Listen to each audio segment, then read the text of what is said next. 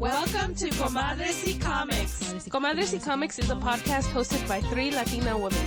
We highlight the Latinx presence in the comic book industry as creators, characters, and fans. Join us as we talk chisme, comics, fandom, and beer. Hello, ladies and gentlemen. We are Comadres y Comics. This is a new episode 241. We are your hosts. I'm Sarah. I'm Kristen. And I'm Jen. Hello, guys. Welcome back. Thank you so much for coming in and recording, and I'm so excited. So we're getting ready for WonderCon, and as I have heard, Chisme here first, we're all going to be there. Yes. Yay. I'm only going to be there for like 2 days or like a day and a half. I got my pass in the mail yesterday. Oh, I got to check to see if I got mine. Yes, I might have gotten mine too. I'm not sure. But I know I did get something else in the mail today.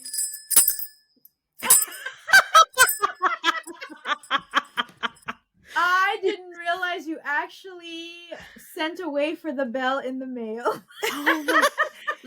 Honest to God, I thought that was a thing you already owned. No, like when you pulled it out, I was just so like, oh, she has a bell. Like, okay, it would be very in character of you. So yes, it would be actually.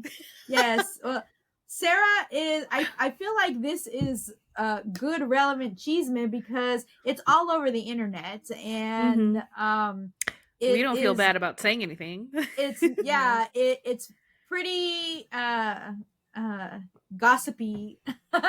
It's also a public service announcement. This is what gossip actually is, okay? Yes. Yes. Es puro chisme, pero puro chisme. Right. So, there is an independent creator whose name is Christy Shin. She is the creator of Demon Bitch, and we actually read and reviewed that book way back in the before times, like long time ago. Like you were just starting. Yeah, it was really a long time ago. I don't even know what episode it was. But she was the cartoonist, I can never get this right, Cartoon Artist Professional Society, I think is what it's called. It's a nonprofit organization that helped support cartoonists in the industry and really helped to like get their names out there and like get them to just be supported in the industry. It was started way back in the day, I want to say like in the 70s or something, by Sergio Aragones and some other well-known people that names are escaping me at this point. But it was an organization that, you know, had some weight to it. And she was elected to be president a couple of years ago, and actually had, and I'm gonna give her some kudos and some props here right now. Surprisingly, she had a lot of good ideas, and she talked a big talk of the things that she was going to do to help support the members of this organization, and which is why she was elected for a second year as president. Well, some way, somehow, the treasurer of the organization was doing his due diligence and looking through some paperwork and looking through some bank statements, and realized that there was a pretty hefty sum of money that was missing. And kind of the important part of the story, and a really kind of sad part of the story, is that the reason there was so much money in the account was that Stan Sakai, the creator of Usagi Yojimbo, his wife was battling cancer, and there was a crowdfunding campaign for money to help her and everything that they both were going through. And unfortunately, she passed away, and this money was still in Stan's account. They never spent it, so he wanted it to go to a good cause, and he donated it to CAPS. So this money, which was over $10,000, turned up missing. And when the treasurer went through and was looking at bank statements and credit card statements and all this stuff, come to find out that Christy was using this CAPS credit card for personal expenses. She paid for things like her utility bill, for Uber rides, for drinks and dinner at conventions. She paid for her actual travel and accommodations when she went to Canada for a convention. And it was just over $10,000. It was $10,500. And they confronted her about it, and she admitted it and agreed to pay back the money. And so CAPS was going to just basically keep it all hush-hush. They agreed that they wouldn't say anything as long as she paid back the money. So she made the very first payment of $500. And then some dude that she has beef with in the industry got onto the internet and started spouting off stuff about her. He had no idea what was going on, but he was just going on a rant like he do. And she basically assumed that he was talking about what had happened. And so she basically told the treasurer and the vice president, or was it the secretary? I don't know. Told the representatives of CAPS, hey, you violated my confidentiality agreement, which, by the way, she never signed. And so I'm not paying you back any more money. And she never did. So CAPS was then forced to take the legal route. So they made a police report, and it has now gone to the district attorney. But unfortunately, it's I don't know, is this embezzlement, thievery? I don't know, but Grand theft. It is felony. The amount makes it a felony. But unfortunately, the wheels of justice turn very slowly when it comes to this kind of thing. And CAPS is not anticipating that anything is really going to happen, maybe for years. Mm-hmm. So in the meantime, Christy Shin is still appearing at shows. She was scheduled to go to FanFest in Portland last month. Which actually she had her invitation taken away because of everything that happened. But she is scheduled to be at WonderCon in a couple of weeks. And the members of CAPS are very upset about that because CAPS mostly had members that were local here to Southern California, and a lot of those members are going to be present in Artist Alley, potentially next to her, across the aisle from her, like there with her. And she basically stole money from them because it was money that was also from dues. Stole money, obviously, from Stan in a way because he donated the money, and caused the destruction of this organization that was supposed to be for the better of the comic artists and the comic industry as a whole. And so her having no remorse or taking any responsibility and just showing up at WonderCon as if nothing has ever happened is very much, I think, disrespectful to the industry as a whole, to the CAPS members themselves, and just unforgivable, to be honest. And so that is the long explanation of why Sarah has a bell, because it was her grand idea that if she actually is going to be allowed to be there at WonderCon, that we are going to approach her with our bell and just shame. So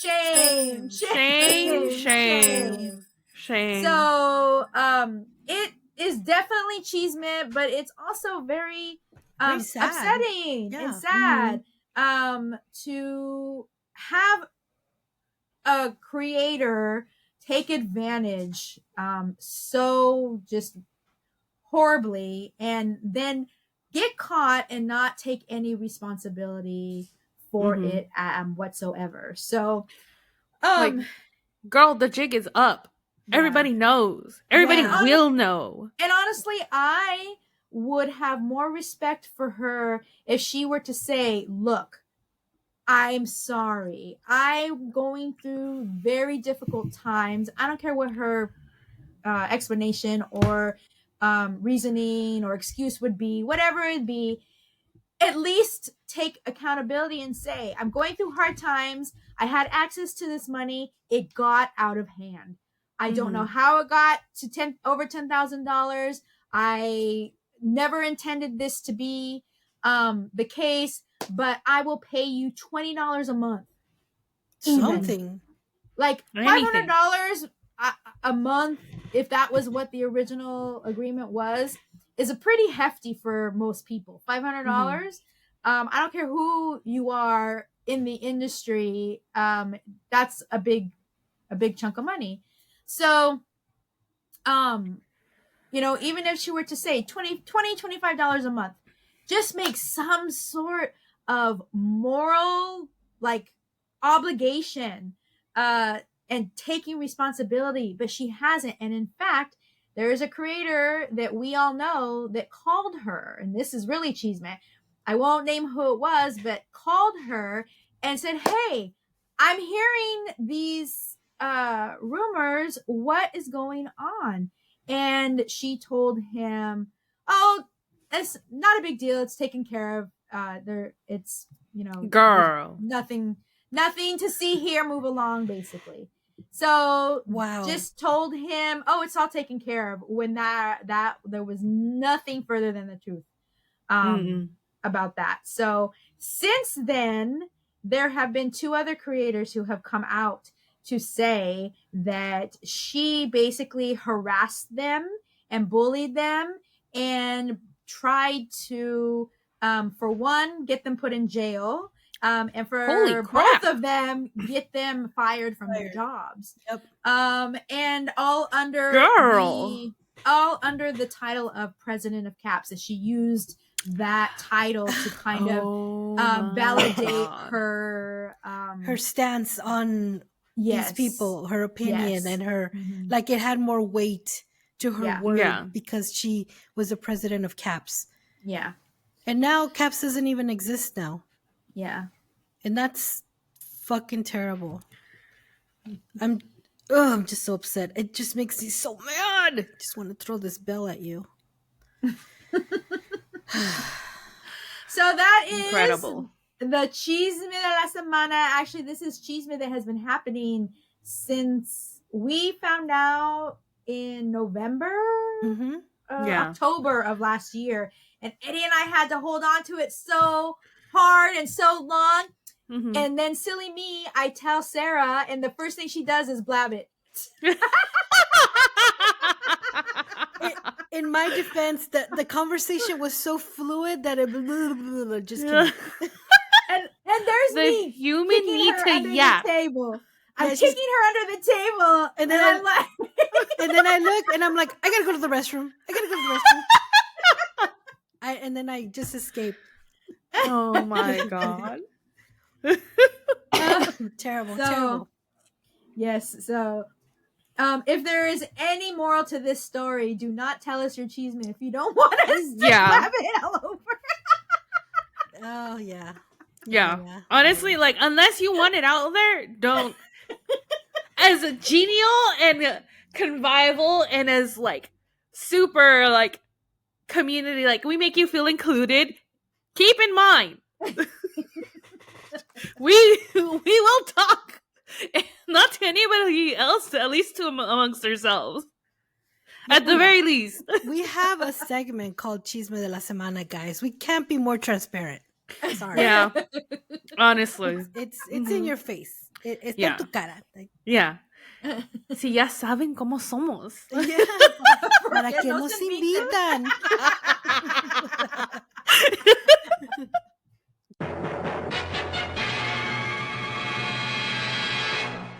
All right, guys. Now it's time for On My Radar. Kristen, what's on your radar?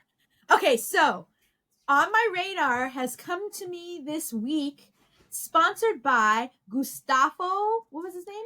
Gustavo Vargas? No, Gustavo. Vargas? No, I can't remember. Wait, let me see. Gustavo. It was Vargas, wasn't it? I'm so sorry. Gustavo. Yeah, Gustavo Vargas. Yeah. Okay, yes. I'm sorry. On Facebook, he's Gustavo Vargas Tataje. And okay. the Tataje Okay. is what confused me. He shared this on his Facebook the other day. I'm like, oh my God, this sounds so interesting. And of course, my little eye caught the fact that it looks like it is a vampire story. So Snaps. Ooh. this book is called Pastime, and it is published by Mad Cave Studios. It's not out yet. It's due to be out April 2nd. It's distributed by Lunar, so if you have a local comic shop, they may or may not have ordered it, but even if they haven't, you can ask them to see if it's still available to reorder, and then you can get a copy. But it's basically a 5-issue miniseries, and it's blending America's favorite pastime, baseball, with a supernatural twist. So this new sports horror also caught my eye. Series will captivate readers with demons in the outfield. It's written by New York Times bestseller author Joe Harris, who's written Great Pacific, Snowfall, X-Files, Cold Cases. And the artist is Russell Mark Olson, who worked on Gateway City. And the reason why Gustavo shared it is the letterer is a Puerto Rican letterer named Carlos Mangual. But the book itself is about Henry Hayes, who could have been the best baseball player anybody ever saw, if only his dark affiliation didn't prevent him from playing in the daylight. But when the barnstorming circuit introduces a new novelty to the game, night baseball under the bright lights, will his dreams of playing pro ball finally be realized, or will his bloody past catch up with him before he gets the chance? From the Midwest fields of the 1920s to the big city lights of today, Pastime is a small town thriller on a national scale. So, horror, vampires, baseball, if any of those 3 things appeal to you, this sounds like a pretty cool book. Mad Cave has come out with some really good stories in the past years that when I had the shop, a lot of Mad Cave stuff came in that I really enjoyed. But this one is due out April 2nd, and you can catch it at your local comic shop. Sounds pretty cool. Awesome. All right, guys, now it's time for, oh my gosh, so excited. Time for La Hora de la Cervecita. Cervecita. Ooh. And I'm going to put my glasses on, which are broken, so don't laugh at me. A little bit of I electrical told her they tape. look very 3D tech, very futuristic. It's called Kiss the Ground. And this is Sage Brews, Farm to Glass. Oh, Farm to Glass. Check it out. Oh, that's actually cool. I didn't see that. So this name, Sage Brews, Kiss the Ground, Farmhouse Ale, I'm fully expecting for this to taste like grass. Right? It has lemon peel, orange peel, lemon verbena. Yeah. Ooh, lemon verbena is one of my favorite Bath and Body Works scents. Wow. Cascade hops. So brewed and canned in Sage plant-based bistro and brewery in Echo Park. Ooh, Echo Park. Echo Park. Check that It's out. local. Yeah. It says it's Oh, sorry. No, go ahead. It says that Kiss the Ground Farmhouse Ale is a unique citrusy tart ale combining locally grown Cascade hops, the zest of orange peel, the lure of charred lemons, and refreshing lemon verbena oil, all grown in the rich, healthy soils of our regenerative farm. Along with a kiss of oak and honey, each sip of this beer embodies the diversity of nature itself. Raise your glass in support of regenerative farmers. That's pretty cool. That is very cool. That is awesome. I can't wait to taste it. I got it because I got this brew at Whole Foods, and I got it because I was there to buy some eggs, because for a while Whole Foods had eggs that were a little bit cheaper than everywhere else. And then now that's surprising. yes, I know, right? well, cheaper, I guess because they have their organic farms that they contract with. I'll take these glasses off. They're so distracting. But they're just expensive everywhere. Anyway, I saw this and I saw the little chicken in the front, and I was like, yeah, that's where that's yeah. So I'm thinking of giving up eggs for Lent, not because I'm giving them up, but just I can't afford them. Right. Yeah. Then it's not a sacrifice. I know. I know. Unless you were It is a planning- sacrifice. I have to have eggs in my breakfast. So you were willing to spend $15 a carton. Yes, yeah. All right. Okay, I see it. $15. Oh my goodness. Oh my god, No. this smells so good. No, it's so funny because at work, people like will literally they'll see our egg salad sandwiches and they'll be like, "Oh my god, I haven't had egg in days," and I'm just like, Egg salad sandwiches? "Yeah, Oh god, that sounds so I good. love egg salad sandwiches. yeah." And the recipe that we use is pretty good. The only thing is just all Jambas have that? no.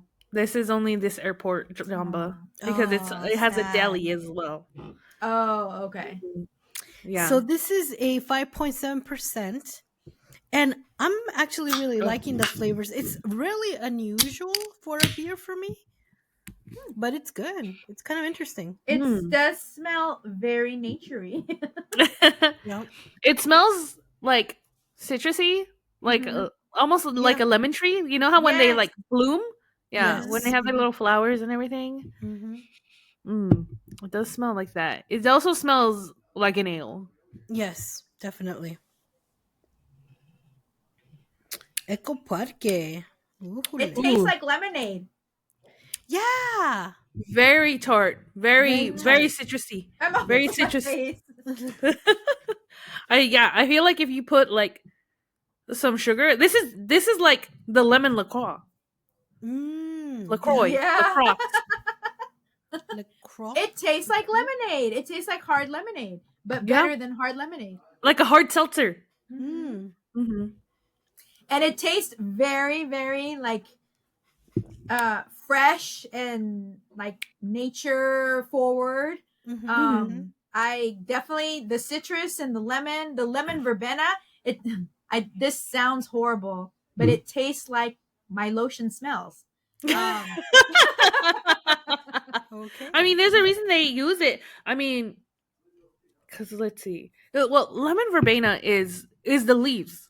It's literally the leaves off of a lemon tree because they or at least I'm like pretty sure it is. It's not like lemongrass, which isn't part from a lemon tree at all. It's just No. like that. It's like that, yeah. No, but I'm really enjoying it. It's really light. I It is. honestly, it doesn't taste like a beer really at all for me. So, but it's pretty good. It's pretty good.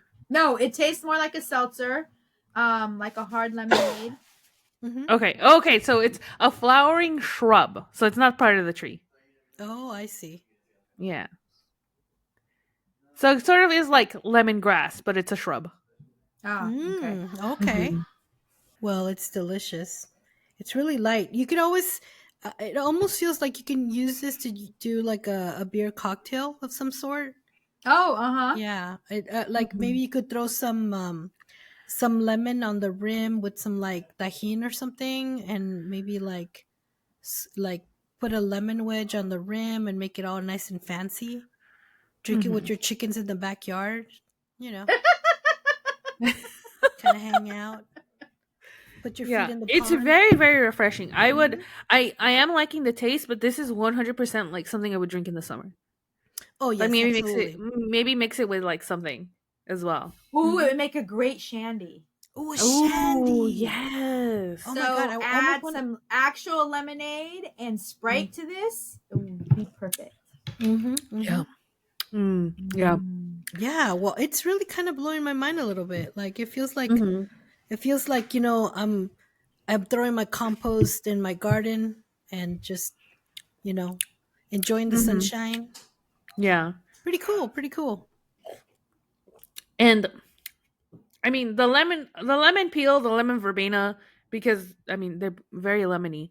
I don't maybe sort of like a little bit of orange peel, but I'm wondering if the Cascade hops is whatever like slight like kind of like smokiness in the back of my throat is. And I did read something about like charred. You said something about charred lemons. Charred lemons. Who knows? But either way, I don't know if that's where the hops is, but I can't taste them, which to me is a bonus. It's a bonus. Yeah. No, and seriously, I think it said it had a hint of honey. Yes, I think the whole concoction is really working well together. And Yeah. I'm really feeling it. I didn't think I was going to, honestly. And honestly, when I picked it up, I thought, oh my God, this is going to be one of those like, what is that thing that people have and stuff that they're allergic to now? GMO? No. Gluten. I thought it was going to be gluten-free. It's not gluten free? Oh, I don't know. I mean, I thought all beer was gluten free. No. No? You know what? I think one of the only beers that's gluten free is.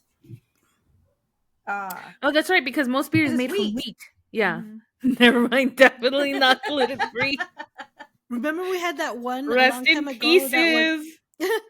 We tried that one that was gluten free. We're like, oh no, we like our gluten in our beer. Yeah, I do like my gluten. Although I've had to cut back. I say after I just ate a ramen noodle. Oh no. So what's our rating scale, Kristen? I think we're ready to rate it. So we have a 5-point rating scale where 1 out of 5 is very unsatisfied, 2 out of 5 is just regularly unsatisfied, and 3 out of 5 is neutral, a 4 out of 5 is satisfied, and a 5 out of 5 is very satisfied. If a beer is off the charts, then it is Super Saiyan. So I'll go ahead and get started. I really enjoy it. I'm going to give it a 4 out of 5. Satisfied. It isn't like, oh my God, I can't live without it, but it's very enjoyable, and I definitely think that that shandy would be perfect for it. So 4 out of 5. Absolutely. Yeah, I'm gonna go right after you, and I'm gonna say satisfied as well. I'm really liking the delicate notes of it, and I feel kind of like, I don't know, like enjoying nature, kind of putting your feet in the grass. Springy. Yes. Yeah. I feel like I should be wearing Birkenstocks while I drink it. Yes. Yes. Sit underneath the shade of a tree and smell the flowers and stuff. Try not to let your allergies get the best of you. Oh man, why'd you just ruin my little picturesque thing in my head? Anyway, satisfied for me. What about you, Jen? I'm also gonna do a satisfied. Satisfied is 4 out of 5, right? Yeah. Okay, yeah. I'm giving that as well. It tastes really great. I really like it. I like, it's not that it could be better. I'm just like, it's good. Like what was that beer that we had the other time that surprised all of us, and then I was just all like Super Saiyan? It's not that. Oh, was it Heritage? Maybe. Oh yeah, the Crown one, the double IPA. Crown and hops, yeah. Yeah. So I mean, this is a really good, decent quality beer. Very drinkable, very refreshing. Definitely. I mean, we're getting there. Spring, kind of summertime beer. I like it. Yeah, definitely. That has been our beer review, guys. It is time for our book review. What are we reviewing today? Oh, I always go to grab the book to show it, but I don't have it. I know, but we don't have. Major Tom to ground control. So we have, I don't know, is there a description of it here in this? There should be one. No. There's the foreword. There is the forward, which was really, really great, by the way. Yeah. Right? Yeah. You know who Yeah. did the foreword? Yes. I saw who did it, but please tell us. Okay, so the foreword was done, and I just lost my page. Oh my God. Can you By edit this out? astronaut Jose M. Hernandez. In Yes. Stockton, California. Yes, So- and he grew up being part of the migrant farmers, and there is a movie out on Amazon Prime that kind of is inspired about his life. He's an engineer, astronaut, and he is American Mexican, and the movie's called A Million Miles Away. So check that out. But the foreword is by him, Jose M. Hernandez. Oh my God! When I read it, I was like, oh my God, how did Omar get this type of foreword? I'm just like blown away already. Just the first 2 pages, I'm blown away. Yes. So I don't know if we actually said the name title before we started talking about this other thing, but Major Thomás is the name of the book, and it's written by Omar Morales, and it's actually a completely Latinx creative team. I see all the names here, but I want to actually look to see if it tells us. Here we go. So the artists are Serg, Acuna, and Mora. Colorists are Raul, Angulo, and Fabi, Marques. Letterer is Taylor Esposito. Graphic designer Gab Contreras, and copy editor Joel Edelman, which I don't think is. That's just an assumption. Could be his dad is Edelman. I was gonna say the way I would say Joel is Joel, and you know what? Joel. Immediately Hispanic. Right. Joel Edelman. Yeah. Hispanic by association, if not actually. So, we usually read like a little description of the book, but we don't really have anything besides the foreword. But I'm trying to see if it tells us anything in the back, just to give you a little description of what we read. So, in the new future, the launch clock to all of Thomás's dreams counts down. But even after years of elite NASA training, he's still not ready to let go of Earth. Due to an unintentional shuttle malfunction, Thomás ends up lost in space. He is stranded far away from our solar system, where he is conscripted into a savage intergalactic war. Violent reptoids are hell-bent on destroying Thomás and the robots in their quest to dominate all of the resources in the star system, echoing the socioeconomic oppression young Thomás experienced growing up as a migrant farm worker. Thomás was born into poverty with one dream: exploring the cosmos as an astronaut with his best friend, Lisa. Throughout the brutal war, Thomás's mind remains focused on cultural lessons learned from his mother and now love interest, Lisa, who is back on Earth, working on a rescue plan with NASA.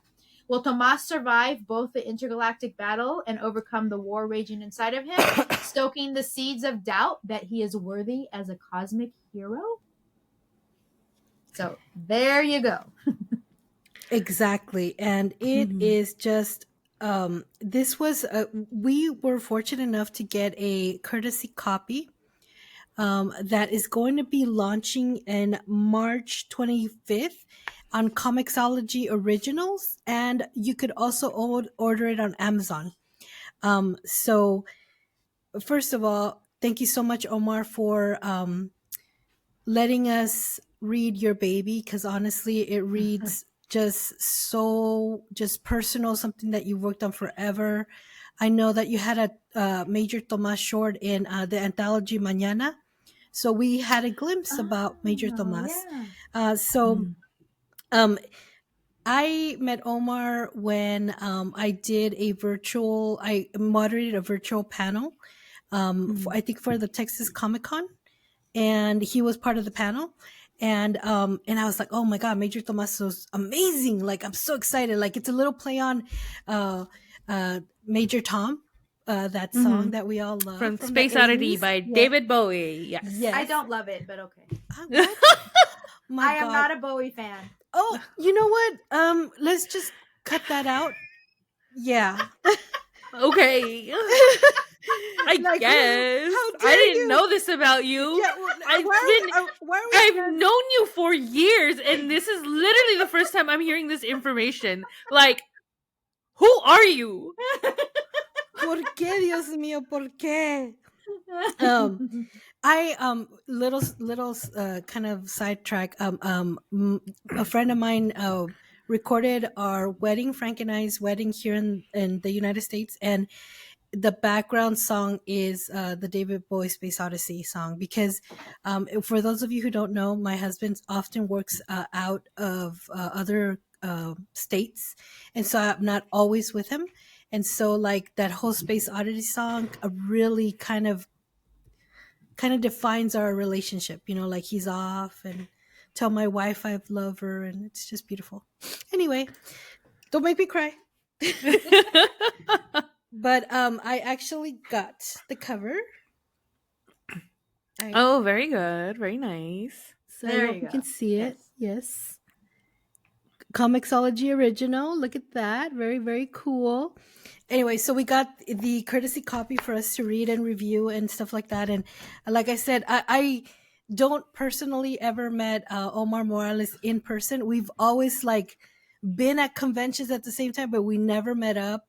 We're like, oh, you guys were there. I hope I see you. And we never do. but he was kind enough to trust us with this baby. And it just I'm just going to say it, guys. This book blew my mind. Like from the beginning with the foreword, I was just like already into it. And then when we started reading it and the art was really sensational. And you know how I love comics that teach you a little bit? And so in this comic book, I was able to learn a little bit about the Irish people that fought during the Mexican War. The Mexican-American War. Mexican-American War, and then they switched bands, so they were fighting with the Americans, and then they switched over to fight with the Mexicans, and I thought that was amazing. Sorry. And that gives us a little insight about Lisa, who is one of his best friend, who turns into like a love interest. But they were talking about how come she has red hair and stuff like that, and she is really like a fighter. She's like really confident, and she believes in him, and she tries to breathe that confidence into him as a person,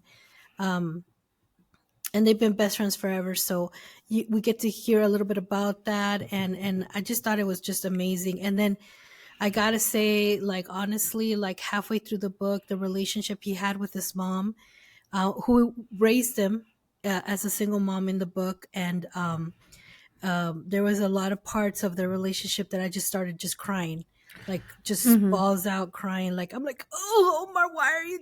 ¿Por qué me haces esto? Oh God, I'm You so know the emotional. part that I got super emotional, and it sounds so silly, but there's a part in the book where the ambulance has to be called, and they are wheeling the mom away, and he starts reciting Sana Sana. Oh, Yeah. Rana, and oh my God. And then we see, how she had done the same for him, but like Yeah. she was very sick, and it's kind of understood that like it's very, very grave. And for him to just like kind of revert back to that childhood, like you're just grasping at like any hope, and for him to do that, oh my God, it was so like emotional to Yes. that particular panel was like so emotional. Oh yeah, just remembering it, guys, and just the way the pace of all the panels and the artwork and the symbolism of things like the El Rosario, and I mean, God, I just want to just kind of word vomit, but I don't want to spoil the story, because you guys need to get it at Comixology. It's amazing. You won't regret it. But there's parts like we see the relationship that Lisa has with her dad, who drinks a little bit too much.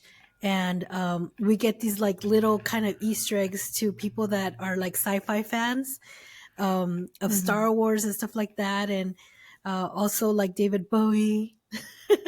But I thought that was really clever and really super developed all the characters. And then it takes like a really weird, different spin because so like now I'm in the middle and the beginning, and I'm thinking this is going to be really like homegrown, like heartfelt family bonding, achieving your dreams. But then Major Thomás goes on his mission and everything changes, but in a freaking good way. It was just really amazing. What did you guys think? Kristen, do you want? You're like, which Well, one? Because if I open my mouth, I'm not going to shut up. So, Yeah. So there was a lot of the story that I really was like so impressed with how well the Latinidad was ingrained into the story. Thank you. Yes. Thank you. So the fact that Thomás and Lisa are basically children that are growing up in a migrant farm house and having to deal with the kids that they go to school with who are not migrant farm worker children, and the socioeconomic kind of like difficulties that they are experiencing due to those situations, and the fact that Thomás is just this kid who has this dream, who is working so hard to achieve it. And it's so cool that they're like, your uncle's gonna get you in, and your uncle, and then these other kids are like, your uncle's just nothing but a janitor, and it's just like, yeah, and it's just there were so many, and you mentioned like the Rosario, and because that was something that he actually put in his box. He had to put together a box of like memories, because if he was going to go on this mission and it was successful, he wasn't going to be back potentially for 10 years, if that. They didn't even know if he was going to be able to come back. But if he was, it would be 10 years. Yeah. And so that was something that his mother's that he put in that box that was very important to him. And just to go to show how, religion is something that is, for the most part, can be very, very important, and it really shapes, I think, the culture of Latinos in a lot of ways. And all of that stuff ingrained in this dream of going to space and doing all this stuff, and him being Latino and being a migrant farm worker's son, having imposter syndrome and feeling like he doesn't deserve it, and that how did he get here? It was a mistake.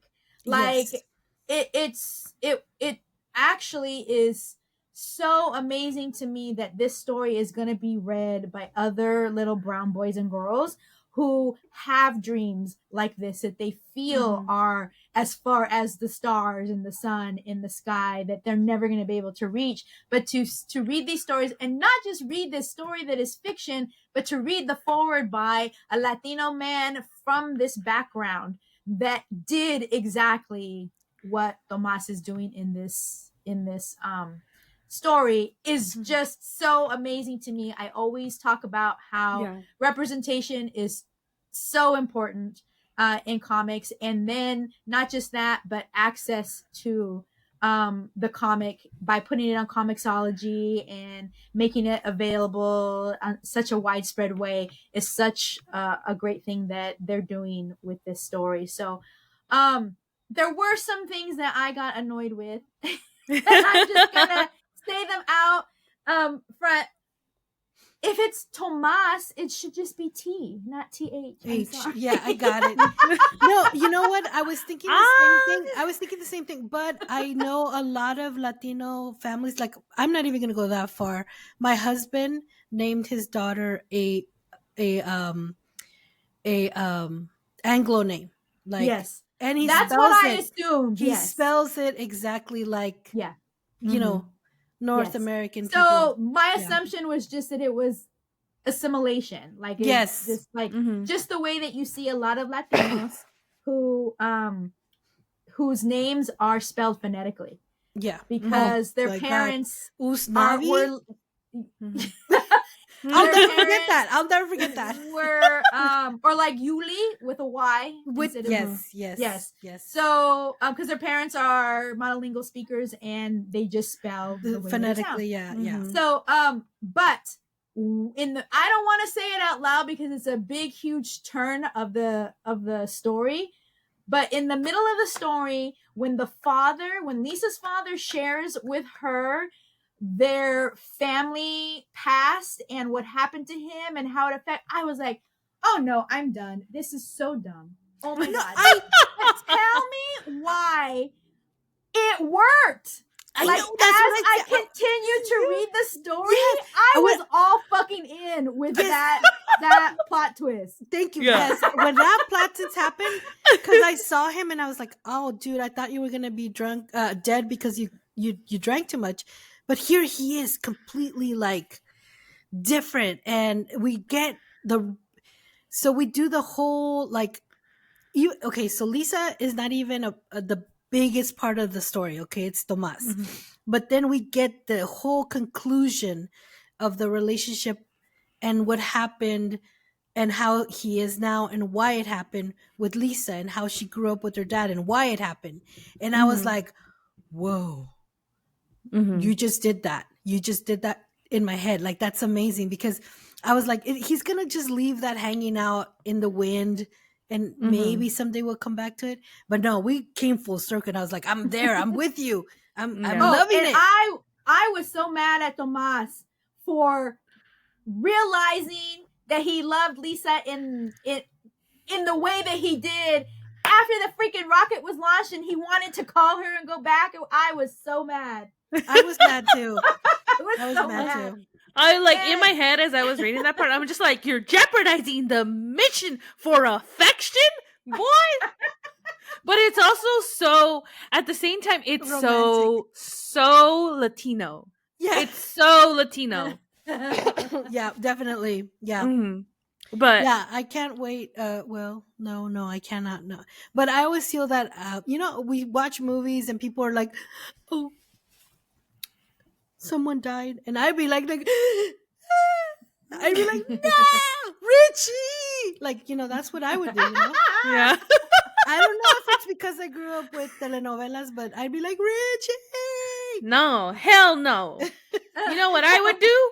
I would do the other Latino thing. Repress my emotions so deep down, I don't know what the fuck I'm feeling. Well, at the end of the book, I was definitely also annoyed because why is there a cliffhanger? Yeah, okay, yes. I agree with you 100%. I wanted to have a nice little story wrapped up with a cute little bow, and okay, that ended so wonderfully, just the way I wanted it to. No! Now I have to wait for another whole book to come out in a story that I am so invested in now. Yes. Mhm. Absolutely. There was a lot of 100%, I understand. a lot of cute Easter eggs for people that are like fans of sci-fi and fans of video games and stuff like that. There was like a little Metroid reference. There was, it just, and I thought it was really clever how they got away with the Star Wars reference. But if you know, you know.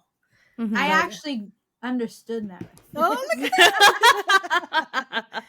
No, but I loved everything. The art, everything, the relationship during the war. That was freaking awesome. We get a lot of like, I like how he pulls from all the people that have been in his life to gather that courage to become who he's meant to be.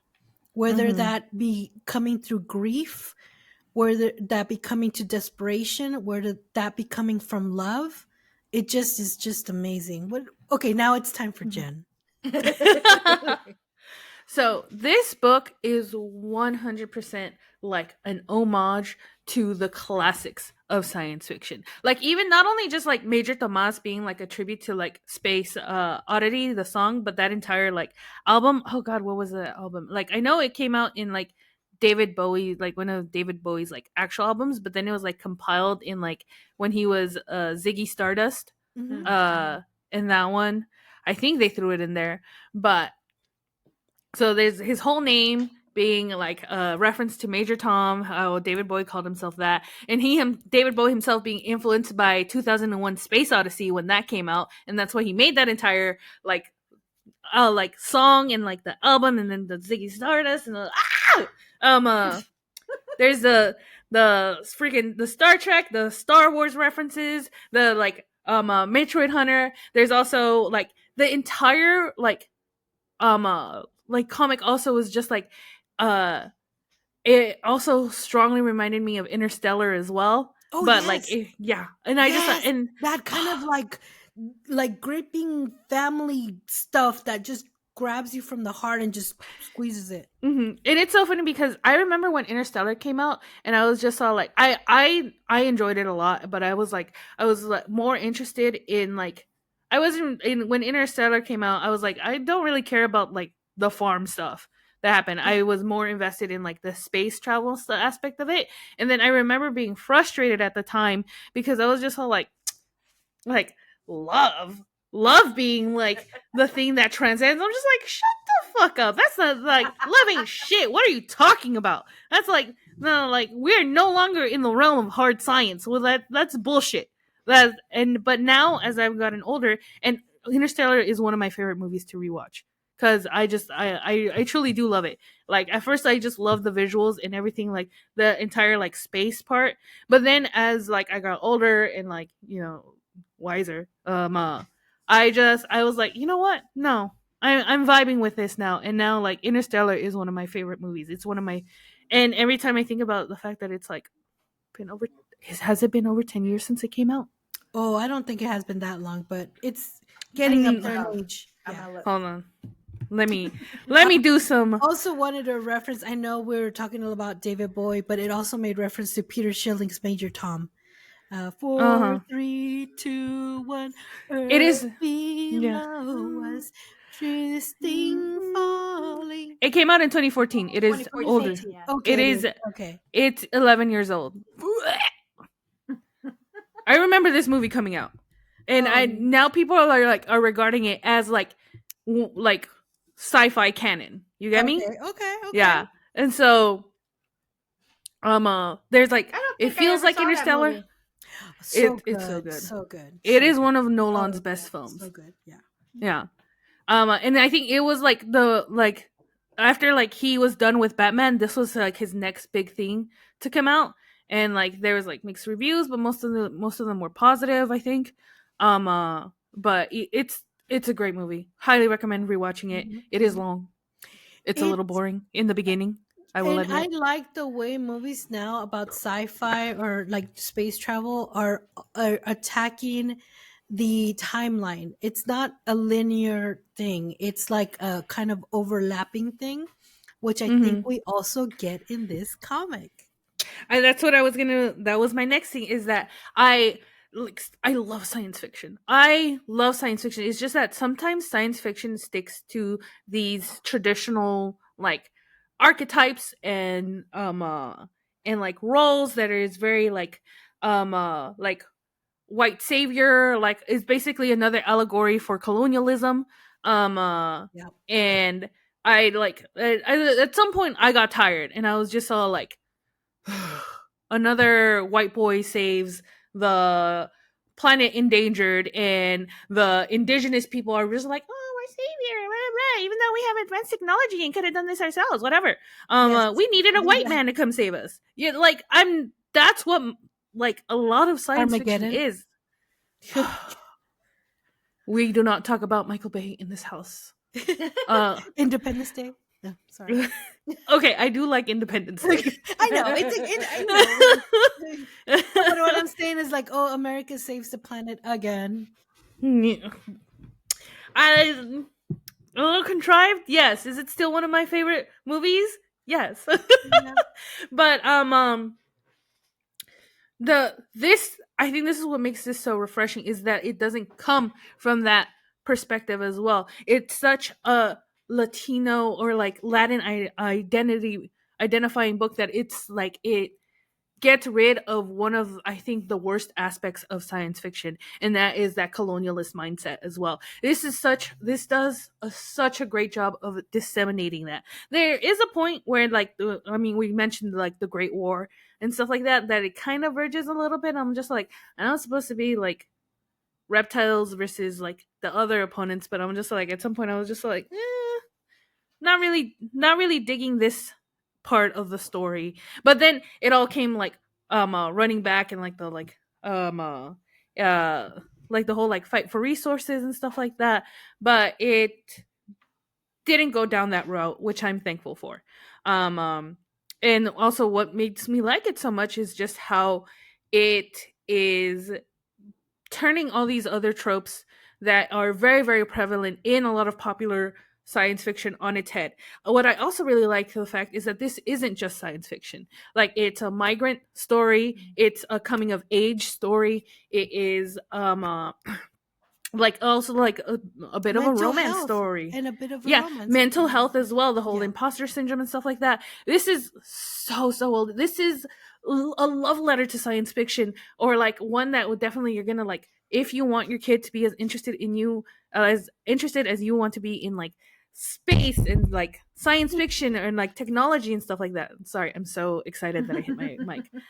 This is 100% a perfect comic to give to them. And also like the managing to weave like these delicate conversations into the narrative as well, but then not having be the overwhelming like force, or like be like a kind of like a sledgehammer. Yes. Yeah. Like a sledgehammer. And it tackles a lot of subjects with subtlety and with grace. Yes. And it's so good. Omar, you did such a good job. I'm literally so in love with this book. And it's like, even usually I like roll my eyes at like, oh my God, they're in love and they're like 12 or whatever. Yeah, it's gonna last. No, this made me believe. I'm just like, no, these two are meant to be together. Do not separate. I will be devastated. So 100%, like, the part for me that got me teary-eyed is that when his mom is giving him this pep talk of being like, you can do it, like, don't settle for anything less. All I could think of was just like, my parents told me that, and you're doing it. Yeah. God. So it was, it was. My mom also told me I could do anything I wanted to. Yeah. But did I? No. But you're the first in your family to graduate college. That's a big thing. But I had dreams. Me too. I had dreams. I mean, they're all dead now. I'm so sorry, but this podcast is a dream we have accomplished together. So yeah. Oh, that's true. Yeah. I'm glad we were able to fulfill your dream. Your dream. Yeah. Gracias. No, I'm not like I'm really glad I'm able to be a part of this with you, and that I could help you achieve something that you have always wanted. But 7-year-old me was so sure she was going to be an astrophysicist. She knew it. Not an astronomer, not in a like an astronaut. I wanted to be an astronomer, astrophysicist. Like, that's what I wanted to be. But then I ended up hating math. Oh. Yeah. How the tides turn. Yeah. You know what's so funny? I hate math, and I ended up doing something with numbers for the rest of my life. Oh my God! Please don't tell me that. Oh yeah. I mean, it's not astrophysicist style. Like, it's way down here, but it's still dealing with numbers for the rest of my life, even though I hated math my whole life. Yeah. But I'm really good at it, which is also cool. There was one critique, and I don't know, you guys can tell me if I just missed it, but it was like when Lisa just burst out with, I'm a whatever she was. I'm like, you are? When did that happen? No, it was it was in the story. I missed it. Yeah, well, we don't get too much of him in college or university, but the little we do get that sense. Maybe you missed it a little bit, but yeah, we do get that. It's not What the is journey.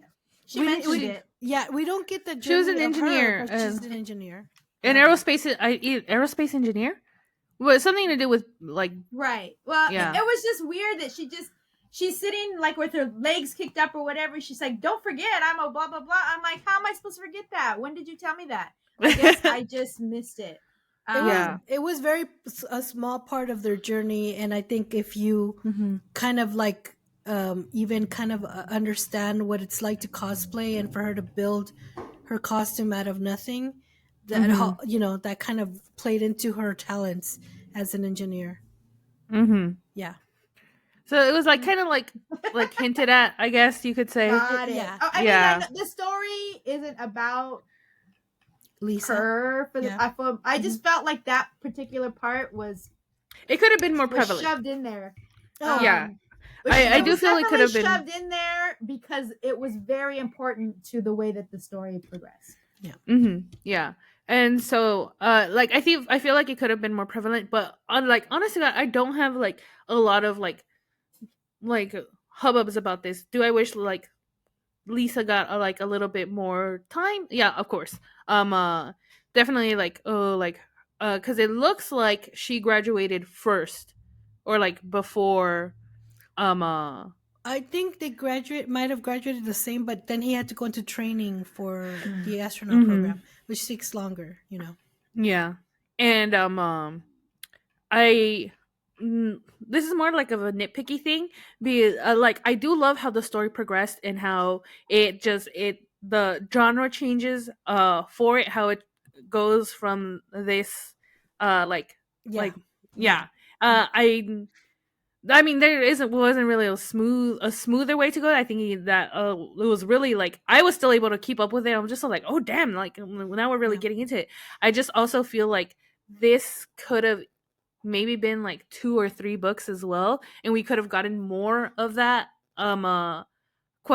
questions answered, or more of that kind of progression that we wanted. But then it also would have been like if they would have left me at the if the first book would have let me, like he's just launching into space ending, I would have been mad. I would have been pissed. Right. So it's more of a nitpicky thing. Yeah, we got so much more after that. I mean, we mentioned it briefly, but seriously, we don't have enough time to go into it. But you get robots, you get lizards, aliens, you get all kinds of space war fighting, blowing shit up type stuff. I mean, there's a lot more to the story than what we've even talked about, which because we're like barely brushing like the surface of it. But there is so much in this, and it all like, and there are very like silly moments as well, like Kristen talked about, that I was just like, be fucking for real. But then I was just like, wait, it's science fiction. And then I was just like, wait, but this kind of works actually. Like this is actually like really cool. Like I love where this is going. Yeah, I was thinking about that with the dialogue, and I was like, wait, but they did mention why they talk like that. Because they're and then there's a little part in the end where there's a another reference to another show that gave kind of a dull ending, and I thought that was cool too. Like that little reference. Yeah, well, Sarah is saying they talk like that. She's talking about the space aliens and the robots and all that kind of stuff. They give us a reason. Speak a certain way for a reason, which has actually been addressed in multiple other sci-fi movies and TV. I mean, and even then, if it's you kind of get the references like, okay, Kepler missions. The Kepler Space Telescope is named after the guy who discovered like exoplanets, and the job of the Kepler's telescope is to look for Earth-like planets. It looks for planets in general, but its main mission is to find locate like those planets that are in the Golden Zone, I think it's called. It's been a while. I miss reading space magazines. But basically, in the Goldilocks zone, there we go. Planets that are in the Goldilocks zone, because the Goldilocks zone is the perfect, like that's how our Earth was made. That is right. Yeah, literally just right. Like the perfect like formation, same kind of star, same kind of like basically potential like temperature and like water and like basically all the things that make it possible for there to be carbon-based life forms like us. Because I mean, there could be anything. In an infinite universe, all things are possible. But there's also the fact that what was it? The first satellite, was it Voyager? I don't recall. One of the first satellites to ever that we launched had in it like recordings and shows that were popular at the time, and we're talking about like the 60s. Yes, like yeah, the 60s. And probably, and it also like had older stuff, but it said like the what was popular at the time with a message that like with a broadcasting message that was basically forever playing. I think it was a Beatles song, or as long as it had solar power, that it was like playing like music and had shows and stuff like that. And so if some kind of life form was ever to run into it that was able to discern it, they would have a reference like to the people that sent it. And like that makes sense. Like if you know about like space and our own space history, that makes sense that these things are possible because we have been sending our crap to space since the 60s. Yeah.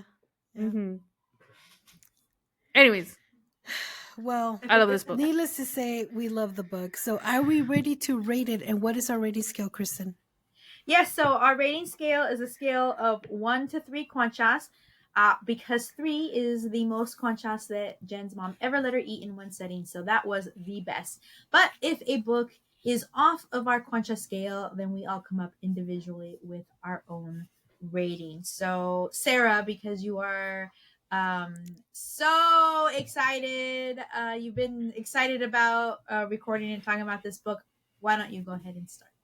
Yes, I'm going to give it the whole panaderia, and I'm going to say, send me up a drink. Jokes, Major Tom.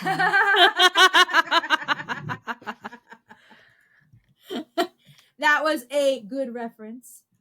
So this is Kristen, and I'm also going to give it the whole panaderia. I really am very surprised at how much I enjoyed the book because I think I mentioned this before. I am not a sci-fi person. And when we come across books that we have to read that have to do with space and aliens and all, I'm like, this isn't my thing. But I really became invested in this story. The character development of all of Lisa, Thomás, Lisa's dad, even the little cute monkey. Oh, yes. I mean, this is also a sci-fi classic. You gotta have your AI intelligence robot. Yes. Yes. I love it. So, I just really enjoyed it, and I don't know how long it took for this story to come out, but Omar, I hope that you have number 2 already written and ready to go because I am very ready to read it.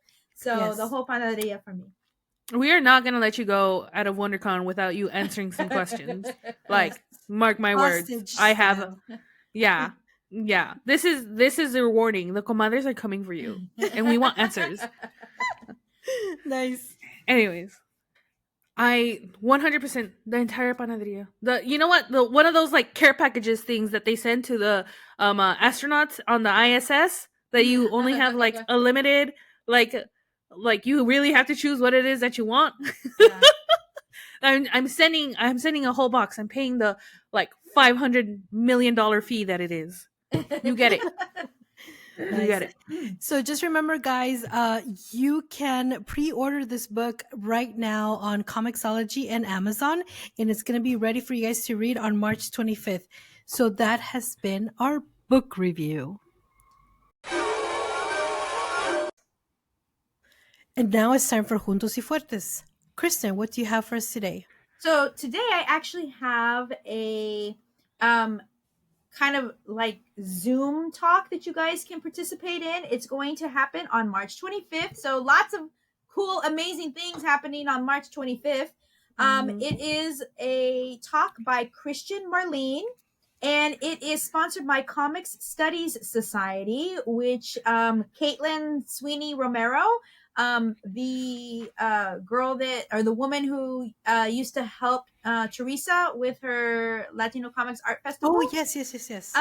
She is a I don't know if she's I don't know if she started this organization or what her involvement is, but it basically is an organization that helps to the study of comics in academia.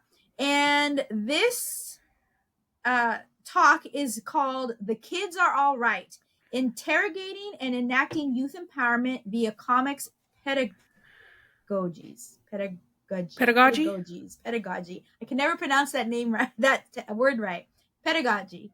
Gag. Dr. Christian Hines is an assistant professor of literacy and reading at the Texas State University. She's a blurred black nerd, comics and young adult literature and education scholar, practitioner, and a former secondary English teacher. Her research highlights the representation of Black and marginalized youth and adolescents in literature, particularly their visual narratives in comics and graphic novels. Her work has been published in English Journal, the Allen Review, English Leadership Quarterly, Research on Diversity in Young Literature, and multiple other stuff. This is a free Zoom talk with Dr. Christian Hines on March 25th. We'll share the link of where you can sign up and participate, but I really find it interesting when we have people in academia talking about using comics in academia. So definitely something that you should check out and support. Mm-hmm. Well, that sounds amazing. We're going to share the link and all that stuff, right? Yep. Yes. Absolutely. Awesome. All right, guys, now it's time for saludos, and saludos goes out today to Omar Morales, and you can follow him on Instagram at Morales81.